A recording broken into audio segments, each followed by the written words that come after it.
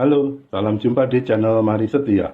Saya Pio Sumartoyo. Melalui rangkaian video, saya mengajak kekristenan berefleksi untuk menjadi lebih setia kepada Injil. Video nomor 9 ini mengambil tema fokus kepada firman-Nya. Di 8 sesi video terdahulu, saya telah mengajak untuk mengenal siapa Yesus Kristus. Yesus Kristus adalah Allah, Yesus Kristus adalah Bapa dan Putra, dan Roh Kudus. Pengenalan itu mendorong keseriusan permenungan lanjut tentang tujuan kedatangan dan isi pengajarannya. Saya kutip 2 ayat yang kiranya boleh menjadi petunjuk tentang perlunya kita mengenal dan setia kepada firman-Nya, serta perlunya kita mengenal kebenaran. Injil Yohanes bab 8 ayat 31 sampai dengan 32. Maka katanya kepada orang-orang Yahudi yang percaya kepadanya, "Jikalau kamu tetap dalam firman-Ku, kamu benar-benar adalah murid-Ku, dan kamu akan mengetahui kebenaran, dan kebenaran itu akan memerdekakan kamu." Kemudian dari Injil Yohanes bab 18 ayat 37. Maka kata Pilatus kepadanya, "Jadi engkau adalah raja?" Jawab Yesus, "Engkau mengatakan bahwa aku adalah raja. Untuk itulah aku lahir dan untuk itulah aku datang ke dalam dunia ini, supaya aku memberi kesaksian tentang kebenaran. Setiap orang yang berasal dari kebenaran mendengarkan suaraku." Menunjuk kepada Injil Yohanes bab 8 ayat 31 sampai 32, saya merasa sepertinya kekristenan saat ini terbawa untuk kurang setia kepada firman-Nya. Kompleksitas Alkitab telah membuat hal itu terjadi. Menunjuk kepada Injil Yohanes bab 18 ayat 37, saya merasa sepertinya kekristenan saat ini belum cukup memberi perhatian kepada kebenaran yang Yesus datang untuk bersaksi. Video nomor 9 ini mengajak untuk mengenal arti dan batasan firman-Nya dan mengajak kita untuk lebih setia kepada firman-Nya. Saya mulai dengan pertanyaan, untuk apa Tuhan Yesus datang ke dunia ini? Ada banyak jawaban bisa diberikan. Jawaban paling umum atas pertanyaan ini adalah Tuhan Yesus datang untuk menebus dosa manusia. Pertanyaan lanjutan, seberapa jauh jawaban itu didukung oleh ayat-ayat Injil? Saya menemukan 2 ayat Injil mendukung jawaban itu, yaitu Injil Matius bab 20 ayat 28 dan Injil Markus bab 10 ayat 45. Saya juga menemukan 4 ayat Injil yang bisa ditafsirkan mengandung pesan yang sama, yaitu Injil Matius bab 26 ayat 28, Injil Lukas bab 1 ayat 77, bab 24 ayat 47, dan Injil Yohanes bab 1 ayat 29. Jadi, ada 6 ayat yang mendukung. Menjadi pertanyaan, kenapa Tuhan Yesus perlu menebus dosa manusia? Kenapa Allah menciptakan manusia yang perlu ditebus dosanya? Saya tidak akan mendalami atau mencari jawabannya sekarang, itu akan terjawab nanti. Sekarang, sejalan dengan tujuan video ini, saya mengajak Anda untuk mengenal tujuan dari kedatangan Tuhan Yesus. Berikut ini saya akan mengangkat 3. Yang pertama, Tuhan Yesus datang agar Allah yang tidak kelihatan menjadi Allah yang nyata bagi manusia. Kutipan Injil Yohanes bab 1 ayat 18. Tidak seorang pun yang pernah melihat Allah, tetapi anak tunggal Allah yang ada di pangkuan Bapa, dialah yang menyatakannya. Injil Yohanes bab 1 ayat 18 itu merintis pengertian bahwa dengan kedatangan Tuhan Yesus, manusia tidak lagi hanya membayangkan atau mempersepsikan Allah, sebab Allah sendiri telah datang kepada manusia. Yang kedua, Tuhan Yesus datang untuk menyelamatkan manusia dari binasa di dunia ini. Kutipan Injil Yohanes bab 3 ayat 16. Karena begitu besar kasih Allah akan dunia ini, sehingga Ia telah mengaruniakan anaknya yang tunggal, supaya setiap orang yang percaya kepadanya tidak binasa, melainkan beroleh hidup yang kekal. Injil Yohanes bab 6 ayat 40. Sebab inilah kehendak Bapa-Ku, yaitu supaya setiap orang yang melihat anak dan yang percaya kepadanya beroleh hidup yang kekal, dan supaya aku membangkitkannya pada akhir zaman. Yang ketiga, Tuhan Yesus datang untuk menjadi saksi kebenaran.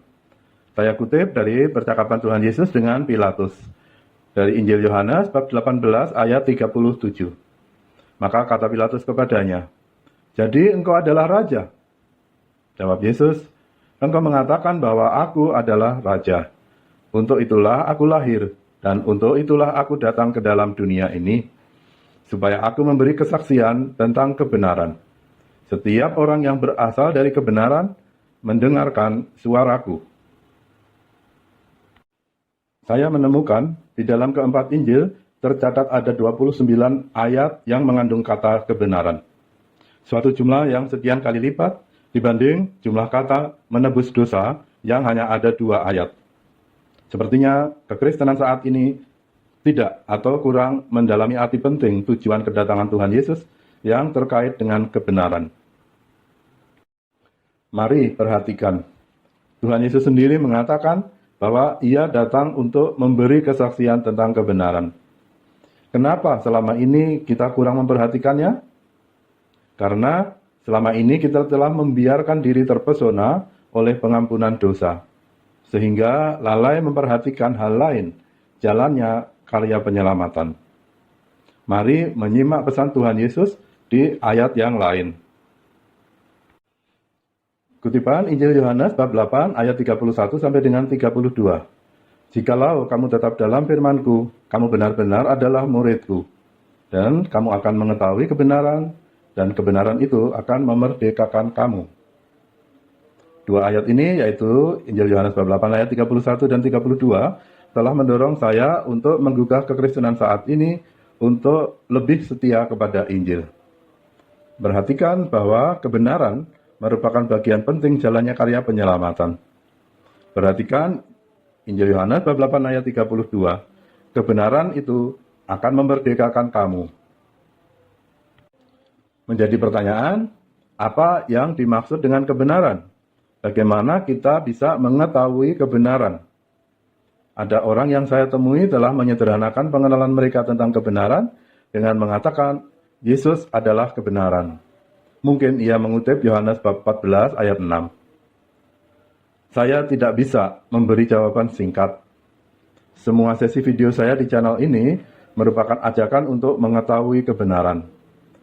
Yohanes bab 8 ayat 31 memberi pesan bahwa kita akan mengetahui kebenaran hanya bila kita tinggal dalam firman-Nya atau setia kepada firman-Nya. Mungkin bukan hal susah untuk merasa setia kepada firman-Nya. Tetapi saya ingin mengajak kita merenungkan. Mari mulai dengan pertanyaan. Apa yang Tuhan Yesus maksud dengan firman-Ku? Apakah seluruh isi Alkitab adalah firman-Ku? Mengambil beberapa ayat Injil sebagai acuan, saya berpendapat bahwa firman-Ku haruslah dimengerti terbatas pada kata-kata Yesus. Sejauh hasil permenungan saya, mencampurkan yang bukan kata-kata Yesus ke dalam firman-Ku merupakan pengingkaran atas pesannya untuk tetap tinggal dalam firman-Ku, dan sebagai akibatnya itu menjadikan orang untuk tetap tidak mengetahui kebenaran. Demikian juga mengabaikan sebagian kata-kata Yesus merupakan pengingkaran atas pesannya. Saya mengajak untuk mengujinya. Kutipan dari Injil Yohanes bab 16 ayat 12 sampai dengan 14. "Masih banyak hal yang harus kukatakan kepadamu, tetapi sekarang kamu belum dapat menanggungnya. Tetapi apabila ia datang, yaitu Roh kebenaran, ia akan memimpin kamu ke dalam seluruh kebenaran. Sebab ia tidak akan berkata-kata dari dirinya sendiri, tetapi segala sesuatu yang didengarnya, itulah yang akan dikatakannya. Dan ia akan memberitakan kepadamu hal-hal yang akan datang. Ia akan memuliakan aku, sebab ia akan memberitakan kepadamu apa yang diterimanya daripadaku." Mari perhatikan, Yohanes bab 16 ayat 14 mencatat bahwa Roh kebenaran menerima dari Yesus. Perhatikan juga Yohanes bab 16 ayat 13 mencatat bahwa Roh kebenaran menerima dengan cara mendengar. Apa yang Roh kebenaran dengar? Roh kebenaran mendengar kata-kata Yesus. Saya kutip juga Injil Yohanes bab 14 ayat 26. Tetapi penghibur, yaitu Roh Kudus, yang akan diutus oleh Bapa dalam namaku, dialah yang akan mengajarkan segala sesuatu kepadamu dan akan mengingatkan kamu akan semua yang telah kukatakan kepadamu. Perhatikan bahwa Roh Kudus mengingatkan kamu akan semua yang telah kukatakan kepadamu. Apa arti dari semua yang telah kukatakan kepadamu? Itu tidak lain adalah semua kata-kata Yesus. Dengan mengambil Injil Yohanes bab 16 ayat 12 sampai dengan 14 dan bab 14 ayat 26 sebagai acuan, kiranya saya tidak salah untuk mendefinisikan. Firmanku adalah kata-kata Tuhan Yesus. Sekarang saya mengajak kita berfokus kepada kata-kata Yesus. Kenapa? Alkitab kita tebal dengan masa penulisan yang mengambil rentan waktu berabad-abad. Walaupun ajaran iman mengatakan bahwa isi Alkitab adalah sabda Tuhan, tetapi harus dimengerti dan diterima bahwa sebagian isi Alkitab adalah narasi oleh manusia tentang Tuhan dan tentang hidup ini. Berusaha mengetahui kebenaran Tuhan dengan mencampurkan narasi oleh manusia sebagai sabda Tuhan, itu bisa menjadikan kita selalu berada jauh dari mengetahui kebenaran yang Tuhan Yesus datang untuk menjadi saksi. Perhatikan skematik isi Alkitab terdiri atas kitab Perjanjian Lama dan kitab Perjanjian Baru, di mana kitab Perjanjian Baru itu terdiri atas kitab Injil, kitab para rasul, surat-surat para rasul, dan kitab Wahyu. Tuhan Yesus adalah saksi kebenaran itu. Seharusnya kita lebih mendengarkan Dia. Injil adalah sumber yang di dalamnya kita menemukan kata-kata Yesus yang menuntun kita kepada seluruh kebenaran. Sekian dan terima kasih telah menyimak. Jangan lupa subscribe untuk menerima info video lanjutan. Silahkan share untuk ikut mewartakan Injil kepada lebih banyak orang. Tuhan Yesus memberkati.